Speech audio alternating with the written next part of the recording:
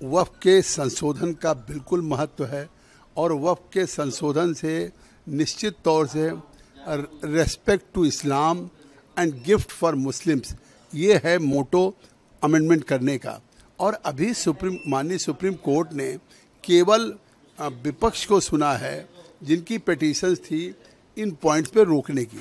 अभी सरकार के पक्ष के तरफ से अटॉर्नी जनरल को नहीं सुना है। मैं स्वाभाविक है कि जो मैंने अमेंडमेंट किया है, अगर ये 3 पॉइंट से मैं कह दूं, जैसे उन्होंने कहा कि आप किसी वक्फ बोर्ड में नॉन मुस्लिम्स को कैसे रखेंगे, तो 2010 में रामराज फाउंडेशन बनाम यूनियन ऑफ इंडिया का सुप्रीम कोर्ट में फैसला आ चुका है कि Waqf board is not a religious body, it is executive body, और ये वक्फ की प्रॉपर्टी के रख रखाव के लिए एक कानूनी निकाय है। इसी तरह से state board of Karnataka Waqf versus Nazir Ahmad में 1982 में फैसला हो चुका है कि ये एक प्रशासनिक बॉडी है, विधिक बॉडी है, न कि धार्मिक बॉडी है। इस तरह से मैं आपको तमाम केसेस दे दूं जो जगह देश के राज्यों के हाई कोर्ट ने, सम्मानित उच्च न्यायालय ने और सुप्रीम कोर्ट ने फैसला दिया है। तो स्वाभाविक है कि वो धार्मिक संस्था नहीं है, प्रशासनिक संस्था रख रखाव की, तो उसमें अधिकारी भी हो सकते हैं। फिर वो उसमें क्यों मुस्लिम ही रहेंगे कि साहब अगर कोई प्रशासनिक संस्था यहाँ मुस्लिम है तो वहाँ मुस्लिम प्रशासनिक अधिकारी रहेगा, या कहीं कोई हिंदू हो तो वहाँ हिंदू रहेगा।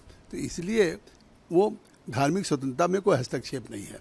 दूसरी बात, आप जो कह रहे हैं कि अगर कलेक्टर कैसे इसको देखेगा अगर डिस्प्यूट होगा वक्फ बोर्ड में, तो अब अमेंड जो सरकार ने कर दिया उस बिल में अब कलेक्टर नहीं देखेगा। पहले था कि भाई कलेक्टर अगर पार्टी है, विपक्ष ने कहा तो कलेक्टर खुद तो फैसला अपने पक्ष में कर देगा, वक्फ बोर्ड में होगा नहीं। अब कलेक्टर से ऊपर राज्य सरकार का कोई स्टेट लेवल का सेक्रेटरी या कमिश्नर लेवल का अफसर अगर कोई डिस्प्यूट गवर्नमेंट की प्रॉपर्टी में और वक्फ में है तो कलेक्टर और वक्फ बोर्ड में, तब उससे ऊपर के अधिकारी इसको इंक्वायरी और डिसाइड करेगा। तीसरी बात जो आपने कहा कि वक्फ बाय यूजर, तो वक्फ बाय यूजर जो ख़त्म किया है वो हमने प्रोस्पेक्टिव में किया है, रिट्रोस्पेक्टिव नहीं है कि अगर पुरानी कोई मस्जिद है, खानका है, कब्रिस्तान है तो उसमें अगर नहीं है तो वो चली जाएगी, वो रहेगी। अगर इस्लामिक रिचुअल्स है, चाहे कोई मस्जिद हो, खानका हो, कब्रिस्तान हो, इमामबाड़ा है, तो वो वक्फ रहेगा। ये हमने प्रोस्पेक्टिव किया कि भविष्य में अब कोई अगर वक्फ हो तो अब हर चीज़ का डिजिटाइजेशन हो रहा है, हर चीज़ का रजिस्ट्रेशन हो रहा है, तो अब भविष्य में अगर कोई वक्फ करता है तो वो रजिस्ट्रेशन होना चाहिए। वामसी पोर्टल भारत सरकार के अल्पसंख्यक मंत्रालय पे उसको अपलोड करना चाहिए, जिससे देश में ये तो मालूम हो कि वक्फ की इतनी संपत्तियां हैं, जिससे फिर कोई डिस्प्यूट नहीं होगा। तो ये प्रोस्पेक्टिव है, ये तो ट्रांसपेरेंट कानून है। तो इसलिए, और मुझे लगता है कि जो सवाल उठाया कि कोर्ट ने अगर कोई पहले फैसला दे रखा है कि अगर वक्फ का है तो वो एग्जम्प्टेड होगा, तो कोर्ट ने कोई फैसला नहीं, अगर कोर्ट ने नहीं भी फैसला दिया और वहाँ पे अगर इस्लामिक रिचुअल्स होते हैं, मुस्लिम्स की नमाज होती है, तो चाहे उसके डीड हों या ना हो वो भी एग्जम्प्ट रहेगा, वो वक्फ ही रहेगा। देखिए, अब ये तो कोर्ट का है, सरकार का अटॉर्नी जनरल फिर आज सुनवाई है और पिटिशनर्स को सुनना है, तो वो सरकार इस पे मतलब कोर्ट फैसला देगी, सम्मानित सर्वोच्च न्यायालय। लेकिन जो हमने जेपीसी की रिपोर्ट में रिकमेंडेशंस किया था वो हमने किया। ट्रिब्यूनल में भी हमने ये कि एक रिटायर्ड डिस्ट्रिक्ट जज होगा, एक अधिकारी होगा। एक तीसरा हमने अमेंड किया है कि उसमें इस्लामिक स्कॉलर डाला है कि जिससे कि अगर कोई डिस्प्यूट हो तो इस्लामिक स्कॉलर भी रहेगा।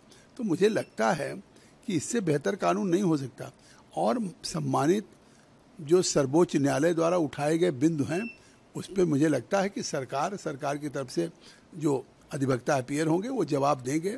लेकिन बिल बहुत ही स्पष्ट है, क्लैरिटी है कि ये बिल मतलब निश्चित तौर से respect to Islam and gift for Muslims. Mamata Banerjee राज्य की मुख्यमंत्री हैं और राज्य में हर व्यक्ति की कास्ट क्रीड से ऊपर उनकी सुरक्षा की जिम्मेदारी राज्य सरकार की होती है। आज 1947 जैसा मंजर है कि मुर्शिदाबाद में वहाँ हिंदू पलायन कर रहे हैं, नदी क्रॉस करके बोट पे बैठ के मालदा जा रहे हैं।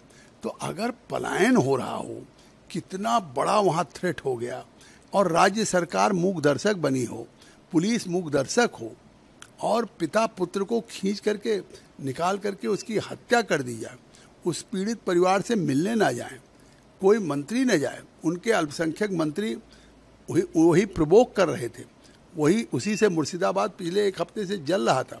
हाई कोर्ट ने संज्ञान लिया, हाई कोर्ट के कहने पे संज्ञान पे पैरामिलिट्री फोर्सेज की गई हैं, तो वहाँ तो लॉ एंड ऑर्डर फेल्योर हो चुका है, गवर्नमेंट मशीनरी कोलैप्स कर चुकी है, वहाँ तो राष्ट्रपति शासन लगना चाहिए। मतलब भ्रष्टाचार को बढ़ावा दिया जाए। आम आदमी अगर कोई भ्रष्टाचार करता है, कर्मचारी अधिकारी करता है, व्यापारी करता है, तो उसके खिलाफ कार्रवाई हो। और अगर एसोसिएटेड जनरल लिमिटेड्स की जो 1938 में स्थापना किया था अखबार निकालने के लिए जवाहरलाल नेहरू, उस ट्रस्ट का 2000 करोड़ की प्रॉपर्टी एक यंग इंडिया बना करके और यंग इंडिया में ट्रांसफ़र कर लिया। उसका 76% शेयर, जिसमें न वो राहुल का द्वारा बनाया गया है न सोनिया के द्वारा, 76% उस ट्रस्ट का शेयर ले लिया यंग इंडिया में। तो 2000 करोड़ की प्रॉपर्टी को साइफन कर लिया अपनी एक संस्था बना करके यंग इंडिया। तो इस भ्रष्टाचार की जांच अखिलेश यादव करें, न किया जाए।